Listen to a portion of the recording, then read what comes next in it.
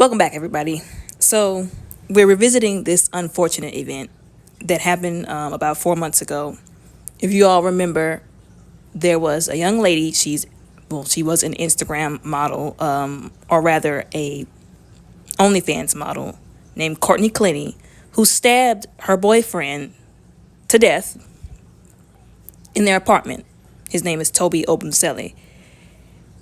And there's been a lot surrounding this entire situation. And a lot of people were saying that the root of this was really a domestic violence issue. Now, I don't know if you guys remember, but back when when this first came out, I saw a lot of the videos, all the stuff that was going on. They interviewed her friends, they interviewed his friends. All of them, of course, were Caucasian people. I'll just put that out there. And his friends specifically stated that they had never seen him put his hands on her. They'd never seen him beat her. They'd never seen him get aggressive with her, but that they had seen her put her hands on him. Now, her friends claimed and alleged that he was stealing money from her, that he was being abusive towards her, and all this kind of stuff. So, of course, it's, their word against their word, you know what I'm saying? But there was a whole video that, of course, is all over the internet now, of the moments that led up to what happened. Now, like I said, when all this was coming out, they were, talking about how they were dating. Like I said, his friend said that she was the abusive one in the relationship, is what they alleged, but they claimed that they saw. And apparently something happened between the two of them. We don't know for sure. There have been some people who have been saying what they thought happened, what they thought he did, what they thought she did. But something happened between the two of them, and they ended up breaking up. Or she wanted to break up with him. And there was some sources that say she kicked him out of the apartment that they were sharing in Miami, and that he left, but he came back 2 months later, and that's when this happened. Now, as I said, there was video footage. There's actually two videos. This is just pictures from that video. That's the more, the one that's been circulating more, of her putting her hands on him, punching him, grabbing his hair. Like, he almost had to put her in a chokehold, in a headlock, just to get her to stop. And even after he, let her go, she just kept coming at him. And there was even another video that was showing them outside fighting up until they got into the elevator. And of course, they fought, going to the apartment, getting in the elevator, and going out. That entire time, she was trying to fight him. Of course, up until they got into the apartment, and what happened. And of course, whenever it happened, she alleged that she was doing it in self-defense. But quite honestly, after watching that video, I'm pretty sure, competent-minded individuals can deduce that wasn't really the case. Like I said, she was clearly putting her hands on him, and he was, he pushed her off of him a couple of times to get her to stop, but he never really engaged back with her. You know what I'm saying?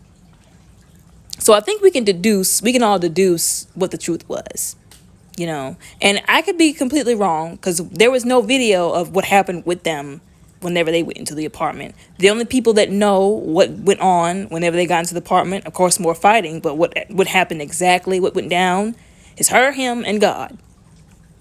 And of course, he's not here, unfortunately, to put forth his side of the story. So she can say whatever she wants to say happened. But like I said, after looking at the video, a lot of people don't believe that she stabbed him out of self-defense, as she stated about 4 months ago. And quite honestly, I have to agree with those people that I'm not so sure. I wasn't sure whenever she first said it. I'm definitely not so sure now, after watching that video of her assaulting him, basically. And so they did, if I'm not mistaken, issue an arrest, and that they are going to arrest her. Now, a lot of people, they don't believe that the charges are going to stick, or that she's going to even be in prison for very long, because of all the obvious reasons. But anyways, I know what a lot of the other channels are saying about this entire situation, but I have a different standpoint. I have a different viewpoint. Like I said, I've seen a lot of videos. I've seen a lot of different YouTubers do a video over this, and I've seen a lot of mixed reviews. Let's put it that way. I've seen a lot of mixed views. A lot of people are saying she was wrong, like she needs to go to prison, like point period blank. And then of course there's the whole sector of the black community that's saying, well, he said he didn't like black women, so why should I care? Which is just disrespectful and wrong. It's disrespectful and wrong, because despite what he said, this is still a human being who is no longer on this earth anymore, because she stabbed him to death. And if anything, she needs to be behind bars because she stabbed a man to death. Forget all that other stuff. I said this, if I'm not mistaken, in a previous video. You can throw all the rest of that craziness in the trash. She needs to be behind bars because she stabbed a man to death. Like, you can forget all that gender war crap. She needs to be behind bars because of what she did. End of story. Also, this is a very unfortunate and grim reminder that domestic violence against men does happen in this world. Just because we're so used to it being the man who is the abuser whenever it's a domestic violence case, does not mean that there aren't men out there getting beat up, getting hit, getting abused in any kind of way. Like, there are women abusers out there.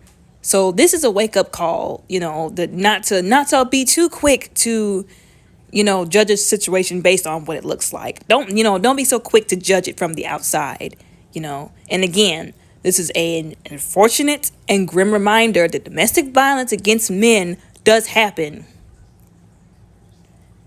Anyways, y'all tell me what y'all think down in the comments below.